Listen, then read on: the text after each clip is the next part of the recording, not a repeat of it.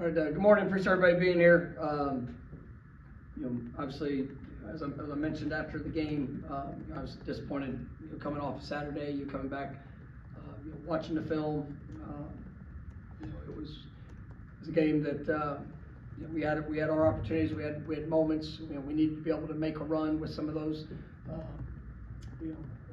times that showed up. I thought we did a good job defensively at times of being able to disrupt the quarterback. Obviously, didn't do a good enough job of stopping the run. Had some misfits that allowed bigger seams than what we needed and what we expected. But you got to give credit to back ran hard. You had some hit open spaces and. I thought we did a good job, being able to limit the big play defensively. From the offense that's had, a lot of them. I thought our guys, battled in coverage. Really contained, the receivers for the most part throughout the game. Quarterback's a really good player. Was able to extend plays with his legs, and we had a couple of critical mistakes, which we touched on there after the game. With penalties and a couple of those on us as a staff. We've got to be aware of a better sense of awareness, which, like I said, after games inexcusable for us on our part. And then we had a couple of long yards, third downs that extended drives. I think you look defensively, that was probably the biggest thing. The glaring issue was just the conversion downs. I mean, the third downs. And then allowing 3 of 3 on fourth downs were areas of opportunities for us to get off the field, which with that extended drives, played I think 84 snaps, time of possession, all those things kind of built upon themselves. Weren't able to create any takeaways throughout the course of the game, and obviously that was what it was. Offensively. Needed a fast start. You came out first couple drives, were unable to do that. I was really pleased. I thought Luke did a good job. Being able to extend plays. There. Brock as well. Even times where he had to scramble, and I thought they did a good job of their movements of keeping plays alive. Obviously Luke's first drive, being able to get down and get in the end zone was big, and. But as you go through the course of the game, we had some missed opportunities, some poor communication. Things I touched on after the game were just confirmed there. As you go back and you look and evaluate, some of that is atmosphere, noise, communication with the young quarterback to offensive line on certain checks, and then just certain things where we just have to be better in applying the communication that's being made. So, in that game, there was a couple opportunities where we had the ball on the plus side of the field with conversions, a couple shots, a couple opportunities there on fourth down, on third and fourth downs that we have to convert on in those situations to be able to make that run. Because I thought it was a close game with our guys played hard throughout it. You got to make those plays in a rivalry game, and like I said, the penalties. We just had a few of those that really put us in more challenging situations, and obviously we got to be able to be better on offense. Special teams was we kind of just mixed. Our guys did a good job in what they had to do, but didn't really play as big of a role there in that contest as it has in others. So with that being said, our focus goes into this week as I challenge players, coaches, everybody involved. I mean, our focus this week is to go get it done with the opportunity that's in front of us, and we've got to. There's been a lot of work that's gone into it, a lot of push. Some young guys getting new opportunities. Guys that are fighting for more opportunities in what they get to do, but it's still about ultimately the performance of what we do and going to make sure that it shows up on Saturday. And that's the challenge. That's the expectation. We have to go get better, and we have to improve. Wherever guys are, whether they're older guys that have been here for a while, whether new guys that are getting their first real experience. I mean, we got to show improvement, and we have to go get it done on the field. And that's what I want to see from every member of this program, and that's going to be the expectation. first question will be Ira, second row on your right.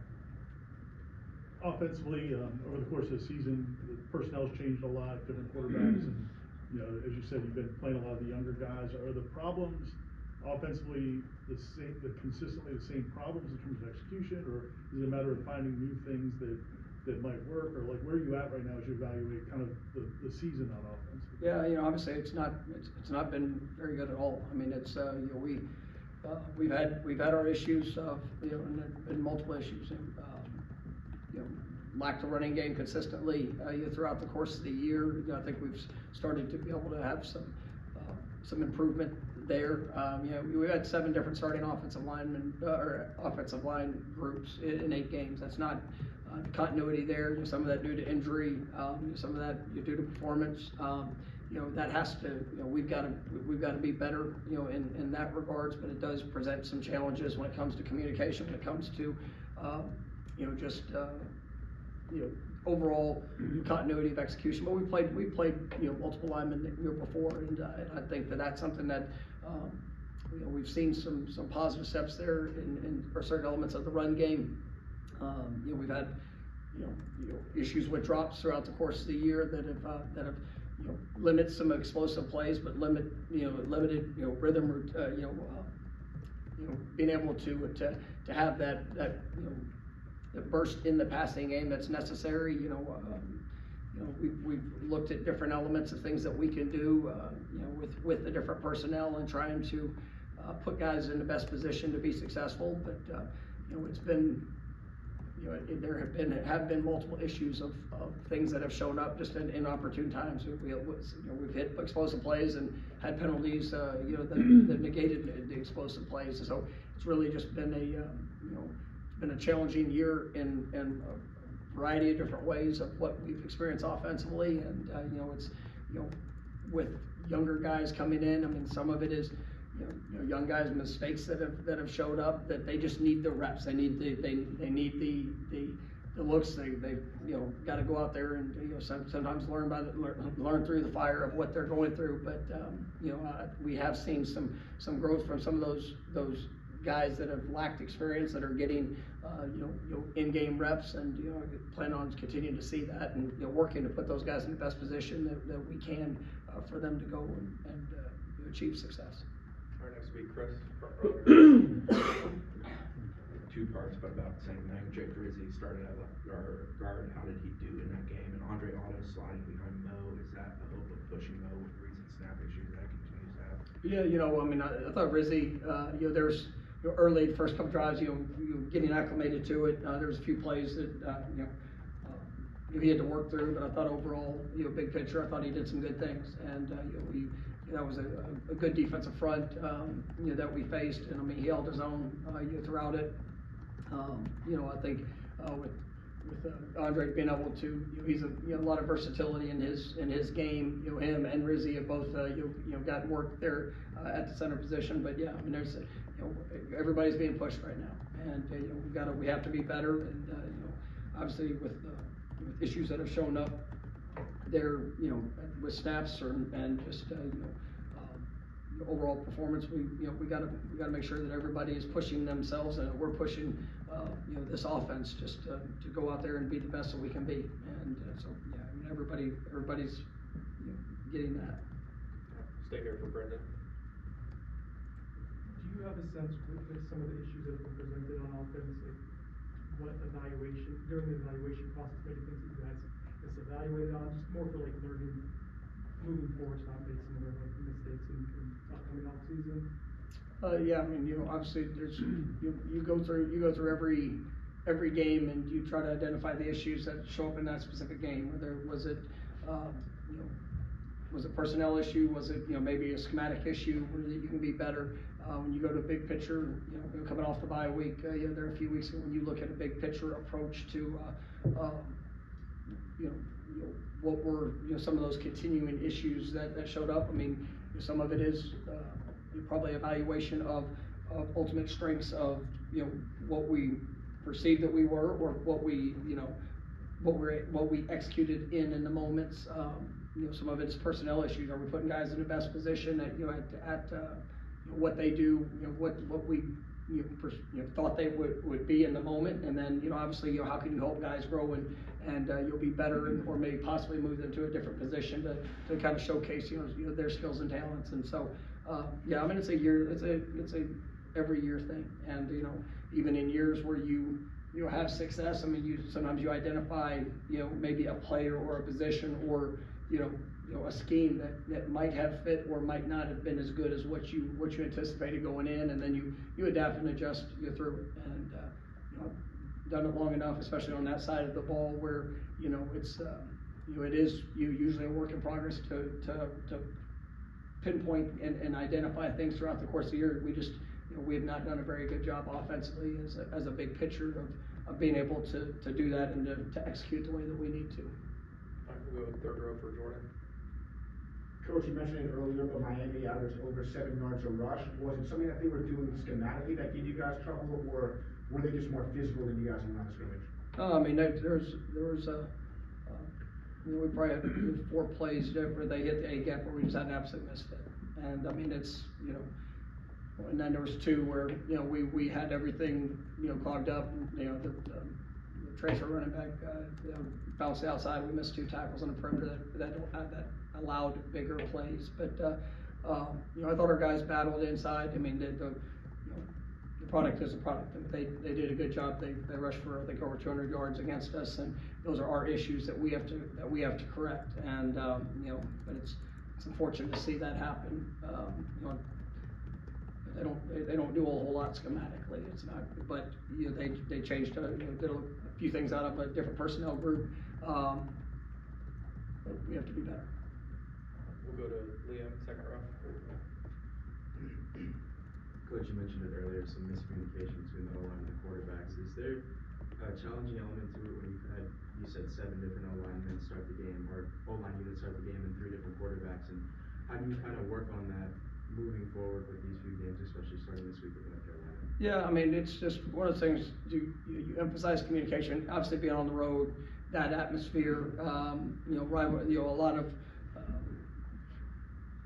just excitement in the moment. But, for us, you got to go see, and whether it's a check from the quarterback or whether it's communication up front, guys making sure that, we can't have, if it's offensive lineman, you got 5 guys next to each other, you can't have 4, executing a call and then 1 not, or making sure that, as we're out there on the field, if there's a check or something that we're doing that we're not communicating that clearly, throughout. And I mean, it's all levels of it. It's coaches, players. We got to make sure that we all, understand the importance of it, and we try to create that throughout the course of the week of practice. But in the moment, things moving fast, and that's just those are missed opportunities. And we had, there's a handful of plays that you come out of that game, and we got 10 guys, operating, and you see the space, you see the potential, but we just got to do a better job of making sure that especially you got young quarterbacks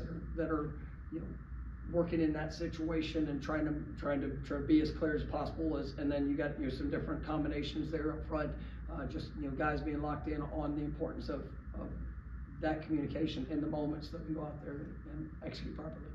All right, next will be Corey, second row on your right.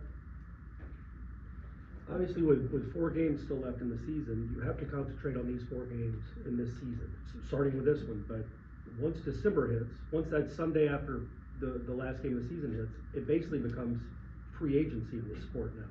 And you can overturn a roster and make a lot of drastic changes right after a season ends. How much of your focus right now is just on North Carolina? How much do you have to think about 2025 and making sure, obviously a season like this doesn't happen again? Yeah, I mean, you always have to balance it both, because with recruiting, with everything that we're doing, making sure that that we have a plan for moving forward to be better. And obviously this is going to be a critical off season for us. There's a lot of work that has been going on throughout the course of the year, preparing for what next year and the future is. And but for the players that I get to coach and the guys that we have, I mean, I got to give them everything that I have, making sure that we're focused on being the best we can be here this week, and then as well as I owe it to the program to make sure that everything that we're doing is preparing for what is ahead too. So, I mean, there is definitely a balance when it comes to it. But, you know, for these players, I mean, it's all about going to win this game and doing everything in our power to make sure that we achieve that. And then come the next week will be the same, you know, focus for the next week, for the next 4, you know, leading up to it. But, you'll come December, you know, we have a plan. We have, you know, during the bye week, you know, we spent a good portion of time with personnel, our evaluation of where we are, what are the things that we need to do, you know, what are the positions of need, you know, what does that look like for us to be able to take a big step in to what's necessary. And you've mentioned you know, the turnover within rosters, and you know, I'm really excited about a lot of our young players that we have. I'm excited about the development I've seen from them throughout the course of the year, and I also know that we have positions where, you know, we have a need, and we need to go and add you know, elite level, you know, players to that position to come in here and complement you know, what we have here on the roster, you know, currently. And so we spent a lot of time with it already throughout the course of the year, but yeah, there is definitely a twofold, you know, thought. But, you know, for us, I mean, we got to do everything in our power for this week. All right, welcome back to Jordan, third row on your left. Coach, you mentioned it a little bit after the game on Saturday about guys never pulling back, but in a season like you have right now, how difficult is it to keep guys motivated, to keep the focus on this game, just with all the outside noise and the losing streak and things like that? Yeah, you know, I mean, it's, you know, we play the game, we coach the game. You do everything in your power to go be your best in the game, and that, you know, the record doesn't define that. That is, you know, that's the, you know, we are where we are. Nobody wants to be where we are with our record, but we get an opportunity to get better, and you get an opportunity to go and take a positive step for you in your career with what you want to do, with what you want to be, what you want it to look like. You know, we all have a responsibility to go be our best, and you know, that is, you know, I've challenged, you know, the team, I've challenged the coaches, I've tried to, you know, all of us. I mean, there is an expectation for our best to show up with our attitude, with our effort, with all things that we're doing. And, you know, I've been pleased with the team in that aspect of it. I mean, this is, you know, we're all you know, pissed off for where we're sitting right now, and nobody wants to be, you know, to have the record that we have. Nobody wants to have played the way we played, you know, throughout the course of the year, overall, big picture. You know, but, you know, we still get the choice of what we're going to do with that. And, you know, I believe in the guys that we have. I believe in the way that we operate. You know, obviously the foundational elements of this program is to go get better, being the best that we can be. And we've got to be willing to put that out there, regardless of the circumstances that we're facing, and, you know, what it looks like in the moment. Because if not, then it's not real. And you're only going to show up when it's good for you, and, you know, you won't be showing up very long. Brandon, front row. What is your messaging to recruits who might have concerns about what the record's been this season? Has it changed at all since the start of the year? Well, I mean, you know, obviously you go into the season and you have I mean, it's been a bad year record-wise, performance-wise at times. You know, just looking at you know what we've gone through. You know, it still goes back to every guy that we're going after. We see them as a addition to this team to help make this team better. And you know, obviously you can look at record, you can look at you know, performance, and you can see that as something that you know, could potentially push away of you know, some players, and then some guys they see the opportunity to come in and be a difference, and to be a difference maker in you know, what we're doing and where we're going. And so you know, it's still about finding the right guys. It's still about finding guys that can come in, and you look, you know, 3 years ago, I mean, that's what we found. I mean, because our record sucked then, and we had to find guys that wanted to come in and be the difference maker here at Florida State to help get our program back to doing something great. And the guys that were here that, you know, had talent that just needed to grow and to be able to go out there and play at a high level, they had to do that too. And, you know, we were able to find the right combination of recruits that came in that became, you know, stars for this football team. And, you know, they made their mark, and they didn't come here because the record was good. And they came here because they saw the opportunity to go be a difference maker, and then, you know, we're able to win, whatever it was, 19 straight games, win a conference championship. But a lot of those guys now, you know, starting as rookies in the National Football League. I mean, we've seen that story, you know, play out. And, you know, this year's, you know, it's been extremely disappointing that we've not played better. We've had opportunities, we've had our times that, you know, to be much better than what we've shown, but you know, the right guys are going to show up, and the right guys are going to be a part of, you know, getting this program, you know, back to where it deserves to be and where we all expect it to be. And, you know, those are the ones I'm looking for. And, you know, the right ones will say yes, and then we'll come in here and work our butt off, and, you know, it's going to be a great story to see. All right, Liam, second row on your left. Almost like a follow-up to that, when you mentioned being excited about the young guys you have now, we saw against Miami, BJ, Lane, Elijah, kind of sharing the field at the same time. Is there an avenue for those guys to play more and feature more in these next 4 games and kind of start building that future you're excited for now? Yeah, I mean, I think, you know, and once again, anybody that goes on the field, they have to earn those opportunities to get on the field. And I mean, I thought last week, you know, all 3 guys that you mentioned, you know, really had good weeks in practice and preparation, and, you